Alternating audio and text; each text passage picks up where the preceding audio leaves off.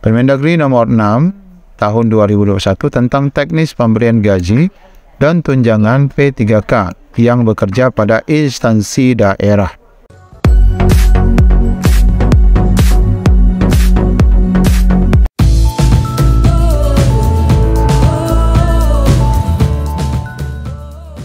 Assalamualaikum warahmatullahi wabarakatuh. Apa kabar Bapak Ibu Guru semuanya? Di video kali ini kita akan melihat kemungkinan apakah gaji Bapak Ibu itu bisa dirapel dari April ya, sesuai dengan PMK 212 dan ADAU yang sudah di-enmark sebanyak 11 bulan.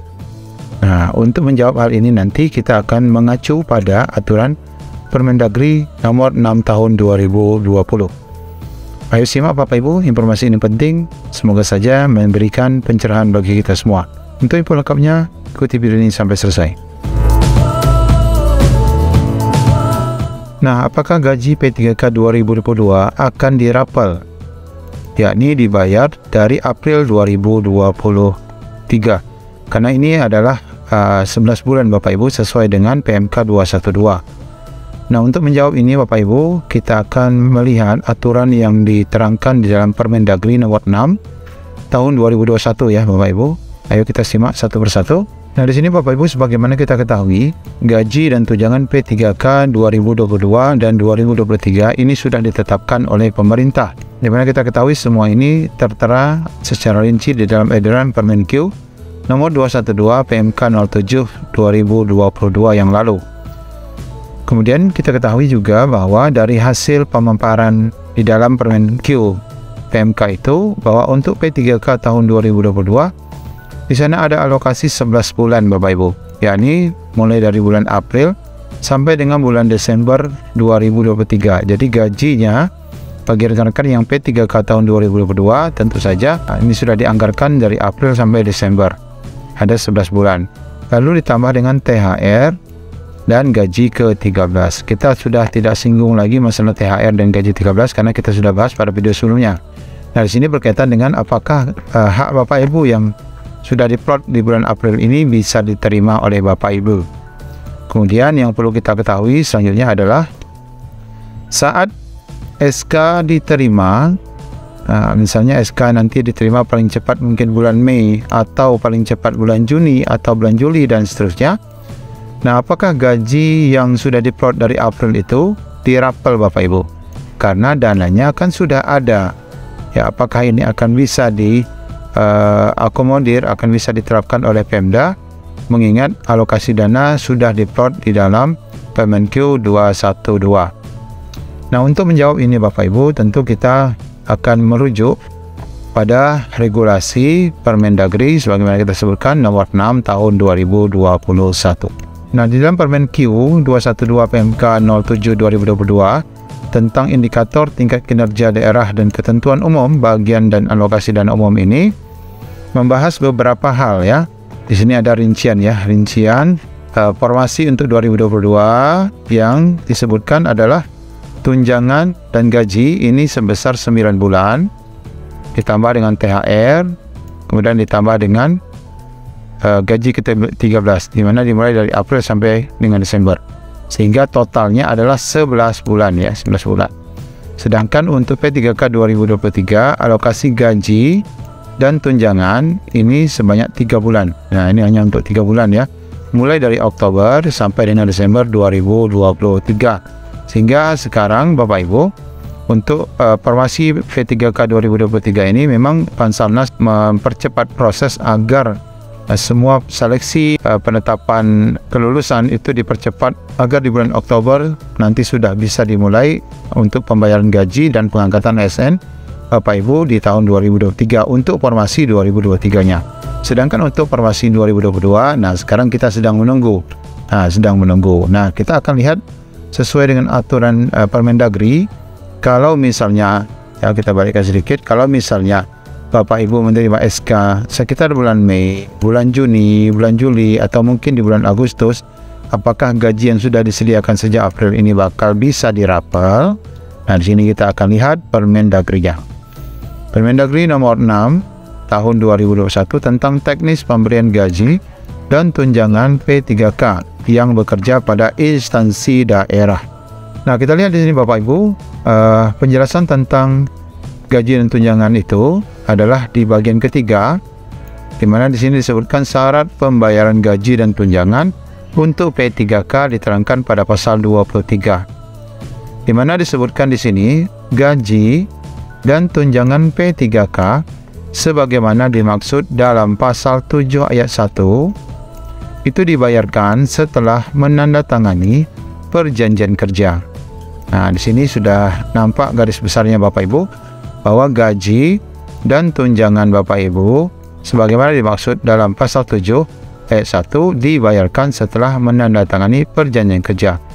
Ini dapat dipahami, tapi belum ada penjelasan apakah bisa dirapat atau tidak. Ya, ini dapat kita pahami bahwa kalau sudah ada SK baru bisa digaji, itu wajar. Nah, diterbitkannya keputusan pengangkatan P3K, benar sekali, dan melaksanakan tugas yang dibuktikan dengan SPMT. Nah, ini yang sebagaimana kami bahas dalam video THR, bahwa gaji dan tunjangan Bapak Ibu itu setelah terbit SPMT, surat pernyataan melaksanakan tugas. Ini di pasal 23 ayat 1. Kemudian kita lihat di ayat 2. Penerbitan SPMT sebagaimana dimaksud pada ayat 1 mengikuti ketentuan peraturan BKN yang mengatur mengenai petunjuk teknis pengadaan P3K. Jadi SPMT-nya ini diatur kembali lagi dalam aturan BKN, ya, aturan BKN, karena BKN nanti yang akan menetapkan NIP3K. Ya, dari awal sinilah nanti harus ada NIP dulu baru diterbitkan SPMT. Ya, itu maksudnya. Nah, kemudian di poin ketiga, SPMT sebagaimana dimaksud pada ayat 2 tidak diberlakukan atau tidak diberlaku surutkan. Tidak diberlaku surutkan. Itu maksudnya apa? Tidak diberlakukan lebih dulu, ya, dari penetapan NIP. Ya, harus NIP dulu baru SPMT. Jadi tanggal untuk SPMT ini tidak diberlaku surutkan dari tanggal penandatanganan perjanjian kerja dan penetapan keputusan pengangkatan P3K. Jadi ada beberapa SK Bapak Ibu di mana SK itu diberlakukan surut. Contoh seperti ini. Nah, di sini adalah contoh daripada petikan SK ataupun mungkin nanti SPMT yang dianggap berlaku surut. Contohnya di sini, ditetapkannya SK ini adalah di tanggal 4 Januari 2017. Namun, keputusan ini berlaku terhitung dari tanggal 1. Nah, ini Bapak Ibu, ya. Terhitung dari tanggal 1 Januari 2017. Inilah yang dimaksud dengan diberlaku surutkan, ya, untuk setiap keputusan. Jadi untuk SPMT P3K itu tidak boleh seperti ini. Nah, minimal tanggalnya harus sama di sini 4 Januari. Karena ini adalah mulai pembayaran gaji sehingga tidak boleh diberlaku surutkan. Selanjutnya poin keempat ataupun ayat keempat adalah dalam hal P3K. Nah, ini adalah awal pembayaran gaji, ya, yang melaksanakan tugas berdasarkan SPMT sebagaimana dimaksud pada ayat 1 pada tanggal hari kerja pertama. Ini berarti tanggal SK-nya tadi, tanggal SK, tanggal SPMT-nya itu tanggal 1, ya. Tanggal 1 ini sebagaimana yang sudah kami bahas, harus tanggal 1, tanggal pertama, ya, hari kerja pertama bulan berkenaan. Gaji dan tunjangannya dibayarkan terhitung mulai bulan berkenaan itu. Jadi kalau misalnya SPMT Bapak Ibu 1 April, ya, 1 April, maka baru bisa dibayar gaji itu 1 April.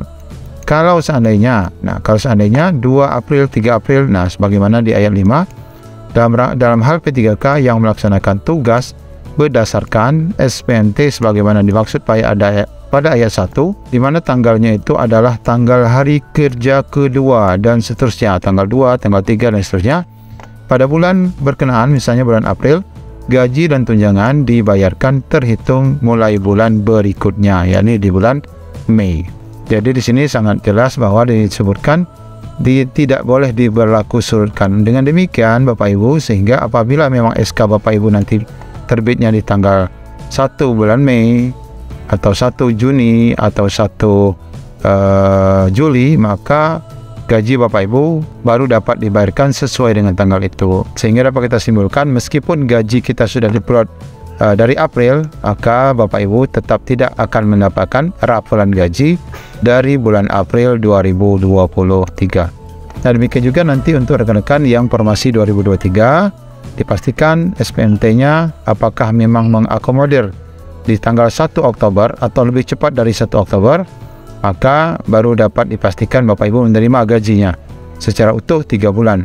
Tapi kalau seandainya SPMT-nya nanti melewati dari Oktober, misalnya November dan Desember, maka otomatis tidak akan dirapel.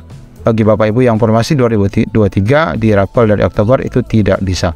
Nah, cukup jelas bagi kita semua. Demikian, Assalamualaikum warahmatullahi wabarakatuh.